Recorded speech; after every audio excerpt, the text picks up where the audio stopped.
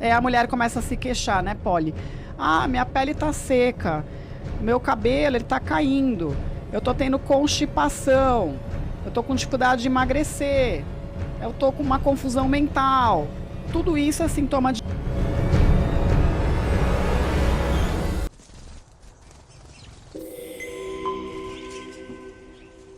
A gente falou de vários assuntos aqui, a gente foi e voltou, né?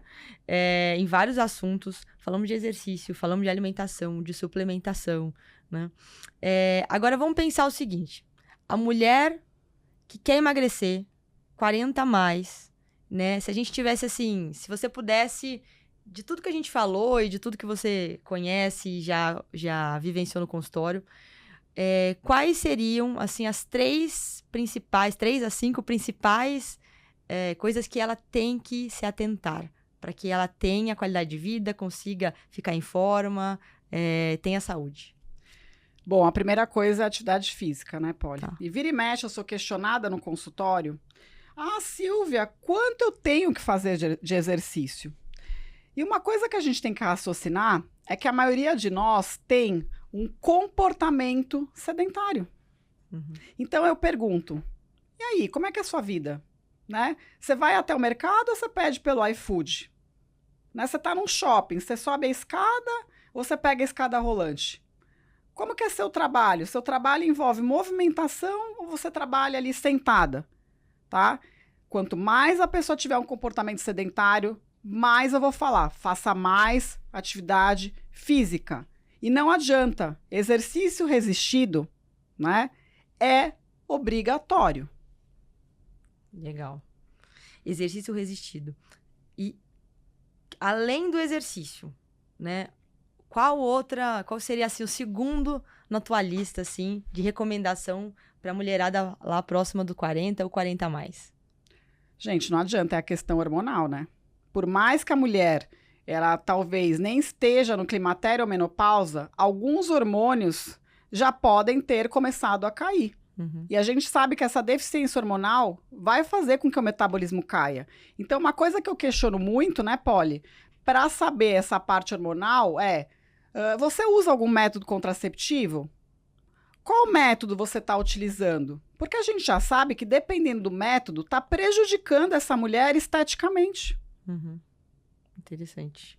Então, ficar atenta, né, a essa questão da reposição hormonal e já dos métodos contraceptivos que ela está usando hoje, que podem estar atrapalhando ela no processo. Bacana. Sim. E em terceiro lugar, assim, elencar 3 coisas. Olha, aí eu vejo, né, eu procuro analisar os exames laboratoriais, como eu te falei, sobre o ponto de vista do ideal. Tá. Então, o que eu faço? Eu olho todas as vitaminas e minerais buscando esse valor ideal. Por quê? Porque todas as vitaminas e minerais atuam em várias reações que, inclusive, envolvem o emagrecimento. Então, como a gente já falou, eu vou olhar o ferro. Será que essa mulher, né, tá com a hemoglobina ali que transporta o oxigênio de forma adequada? Né? Uhum. Como que tá a vitamina D dela? Uhum. Né? Será que está favorecendo o emagrecimento? Está favorecendo a testosterona? Eu vou olhar zinco, selênio, essenciais para tiroide, né? Eu vou olhar justamente até o funcionamento da tiroide, porque até é muito comum, né, para olhar no consultório. Imagina o seguinte, né, que os hormônios tiroidianos, eles têm como se fosse um chefão lá no cérebro, tá? Uhum. Que se chama TSH.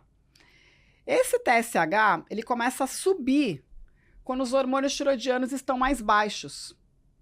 E o que eu vejo lá no consultório? Aliás, essa semana eu vi. Muitas mulheres que estão numa condição de hipotiroidismo, muitas vezes há anos, e ninguém viu. Tá? Porque se acomodaram com o quê? Com valor de referência. E, aliás, né, Polly, uma doença muito comum que provoca a dificuldade, né, de emagrecer é o hipotiroidismo de Hashimoto. Sim. Né, que é uma doença autoimune muito importante. E muito comum, a gente tem muitas alunas. E tá cada vez piorando, tá? Tá cada vez piorando. E tem algum motivo? Tem atrás disso? Vários motivos.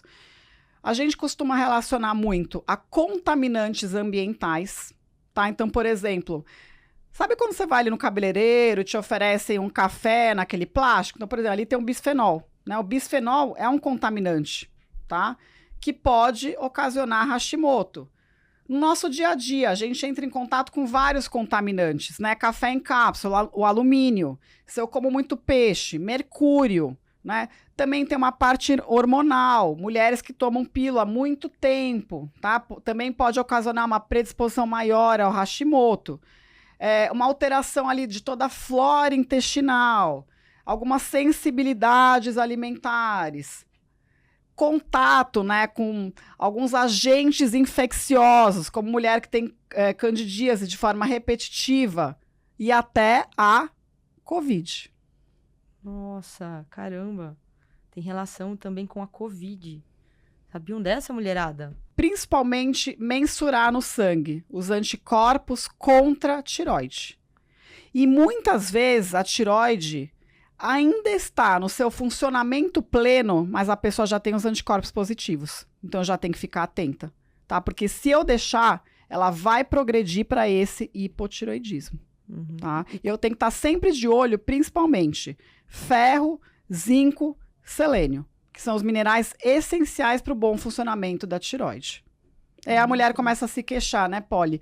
Ah, minha pele tá seca, o meu cabelo, ele tá caindo, eu tô tendo constipação, eu tô com dificuldade de emagrecer, eu tô com uma confusão mental.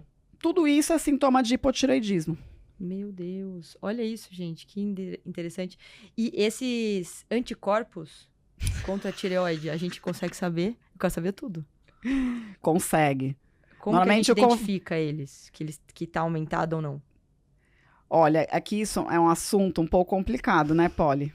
Você pode até utilizar os valores de referência, tá? O que tiver acima, normalmente dá positivo. Mas se eu vejo o anticorpo ainda dentro do valor de referência, mas no nível mais alto, eu já fico atenta, tá? Outra coisa é ultrassom de tireoide.